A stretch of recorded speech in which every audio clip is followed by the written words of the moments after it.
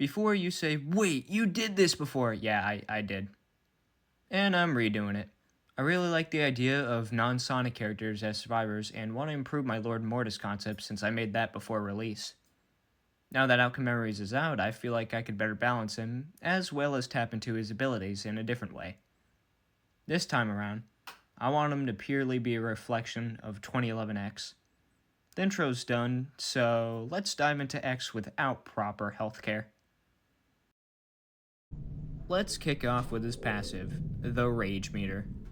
Yep, he's getting a Rage Meter like 2011X, but it works different here. Every second that he's chased, it'll fill by 2%, and escaping a chase will fill it by 20%. The Rage Meter lets you extend the range of your abilities, kinda like Blaze can. To parallel 2011X, Lord Mortis' first ability would be Cloak. If it ain't obvious, it would mirror 2011X's invisibility. Upon activation, a couple of things would happen. Mortis would become 80% transparent, change his running animation to levitating, lose the ability to jump, silence his footsteps, have his speed increased by 1.5, and his icon would disappear from the GUI. All effects here would last for 5 seconds. He can also perform another move while cloaked at the cost of 20% of his Rage Meter. Pressing M1 while cloaked will make him reveal himself early and quickly perform a lunging swipe attack in the direction his cross dot is aimed. If it lands, the EXE will suffer the same effects as seen when hit with God's Trickery. Cloak CD would be 24 seconds. Cloak can also be cancelled by taking damage or activating the ability again.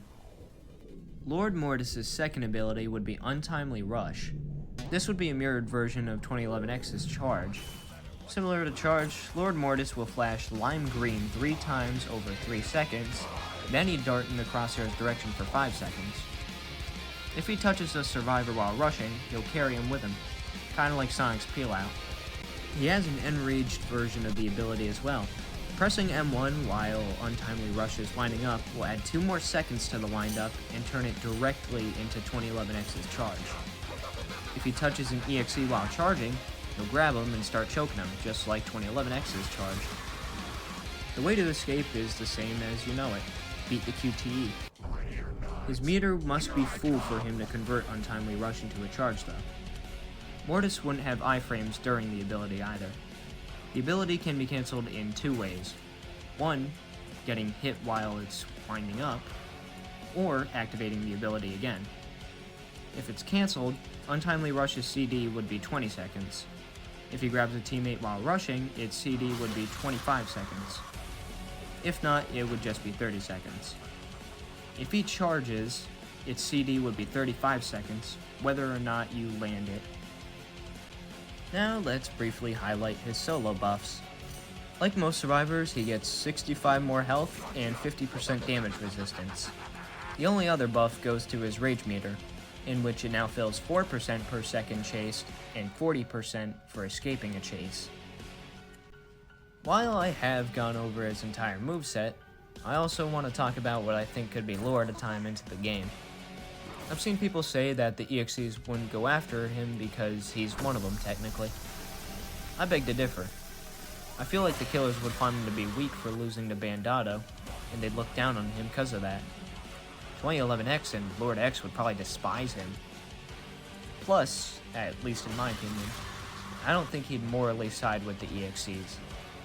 The idea of Mortis' character is that he's learned what it's like to be the victim and keep suffering.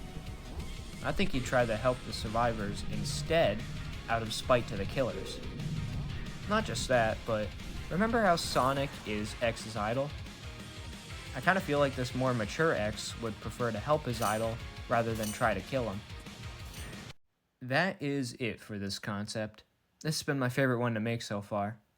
I feel like I made Lord Mortis into a survivor version of 2011X, which is exactly, in my opinion, what he should be. Thank you for watching, folks, and I'll see y'all later. Bye-bye.